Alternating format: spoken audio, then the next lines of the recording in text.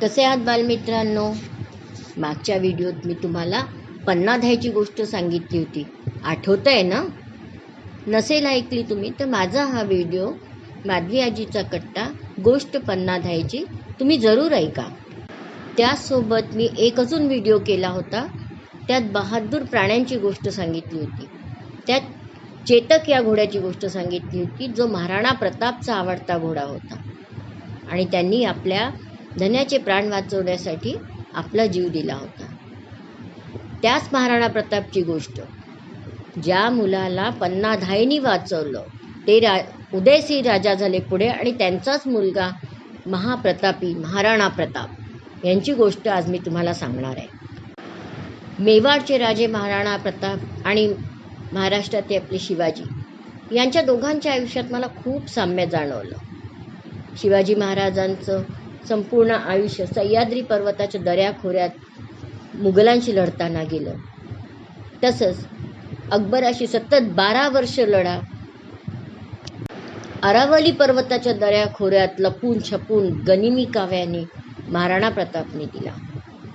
बहिर्जी नाईक सारखे शिवाजीचे प्राण वाचवण्याला त्यांचं रूप घेऊन प्रत्येक वेळेला पुढे होणारे बहिर्जी नाईक जसे होते, तसेच महाराणा प्रतापांच्या आयुष्यातही सरदार मन्नाजी नावाचे त्यांचे मित्र त्यांची पगडी घालून महाराणा प्रताप बनून ते शत्रूसमोर जायचे.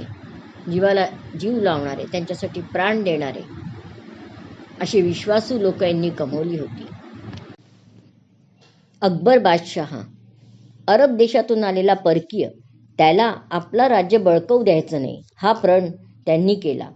आपल्यापेक्षा संपत्ती सैन्यबळ दोन्हीत बलाढ्य असलेल्या अकबर बादशहासोबत त्यांनी सतत 12 वर्ष युद्ध केलं. सिसोदिया घराण्यातील राणा उदयसिंग आणि जयवंतीबाई यांचे ते सुपुत्र. याच घराण्यात म्हणजे प्रभू श्री रामचंद्राच्या सूर्यकुलापासून परंपरेने निर्माण झालेलं हे घराणं पुढे सिसोदिया घराणं म्हणून समोर आलं, आणि या सिसोदिया घराण्यापासूनच महाराष्ट्राचं परमभूषण अशा श्री छत्रपती शिवाजी महाराजांचं घराणं उदयाला आलं. महाराणा प्रतापने प्रतिज्ञा केली होती की जोपर्यंत मी माझ्या मेवाडच्या संपूर्ण राज्याला स्वातंत्र्य मिळवून देत नाही, तोपर्यंत मी राजा म्हणून नव्हे तर एक वनवासी म्हणून वागेन. मी स्वतः शाही मऊ बिछोण्यावर न झोपता गवताच्या गादीवर झोपेन. गोडधोड पक्वान्य न खाता कंदमूळ फळं खाईन. भरजरी वस्त्र न घालता साधा पोशाख घालीन. त्यांच्यासोबत त्यांची पत्नी, मुलगा, मुलगी हे पण सर्व जंगलात राहायचे. त्यांनी पण हाच वसा पुढे नेला. त्यांच्या मुलीच्या हातातील एकुलती एक पोळी ते एक दिवस मांजरींनी पळवली. काय वाटलं असेल एका वडिलाला आपल्या मुलीला उपाशी बघून, कल्पना नाही करत.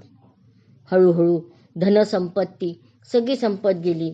लोक एक एक करून फितूर होत गेले. त्यांना सोडून या कष्टाला घाबरून अकबराशी मिळत गेले, त्याच्याशी मैत्री करू लागले. पण यांनी आपला प्रण नाही सोडला.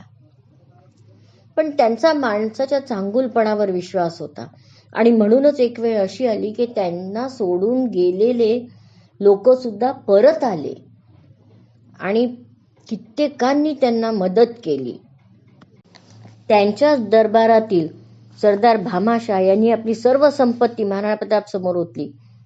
हत्ती, घोडे, धन दौलत. ते म्हणाले, तुमच्याच पूर्वजांनी मला ही संपत्ती दिली आहे. कधी युद्धात विजय मिळाला म्हणून बक्षीस, तर कधी शत्रूकडून लुटल्या गेलेल्या मालाचा वाटा. या संपत्तीवर राष्ट्राचाच खरा अधिकार आहे. आज स्वातंत्र्यासाठी याची खरी गरज आहे. असे प्राणाला लावून लढणारे सहकारी त्यांना मिळालेत. आपल्या अथक प्रयत्नांनी त्यांनी मेवाडला स्वातंत्र्य मिळवून दिलं. त्यानंतर त्यांनी तरुण राजपुतांना युद्धाचं शिक्षण देण्यासाठी सैनिकी शाळा सुरू केली. जे राजपूत युद्धात शहीद झाले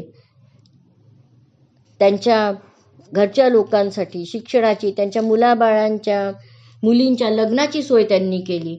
असं छत्रपती शिवाजी महाराजांनी पण केलं होतं, आणि म्हणूनच लोक त्यांना जीव द्यायचे. कारण त्यांना माहिती होतं, त्या मावळ्यांना माहिती होतं की आज मी नाही राहिलं तरी माझ्या कुटुंबाचे हाल होणार नाहीत.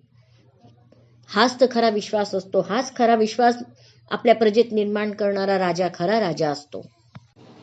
लोककला, लोकनाट्य यांचं जतन व्हावं म्हणून प्रमुख ठिकाणी प्रेक्षकागृह बांधली. शौर्यगाथा लिहिणाऱ्यांना, इतिहासकारांना त्यांनी आश्रय दिला. त्यांचा मुलगा कुंवर अमरसिंह हा सुद्धा वीर योद्धा होता. अनेक वर्ष युद्ध करून जेव्हा महाराणा प्रताप थकले, त्यांनी आपल्या मुलाला आपल्या जवळ बोलवलं व सांगितलं, तुला चित्तोड आणि मांडळगड आपल्या ताब्यात घ्यायचं आहे. आणि त्याचा हात आपल्या हातात धरून अरावलीच्या कुशीत चावंड या आपल्या निवासस्थानी त्यांनी आपली प्राणज्योत समर्पण केली. कशी वाटली मुलांना तुम्हाला ही गोष्ट? नक्कीच आवडली असेल. असे अनेक योद्धे आपल्या भारत देशात होऊन गेले आहे. तुम्ही स्वतः प्रयत्न करा अजून लोकांची नावे जाणून घेण्याचा, त्यांचा इतिहास जाणून घेण्याचा. मी तर आहेच, मी पण तुम्हाला अशा योद्ध्यांची माहिती देत राहीन. पुन्हा भेटूया अशाच एका छानशा गोष्टीसोबत किंवा एका कवितेसोबत. तोपर्यंत बाय.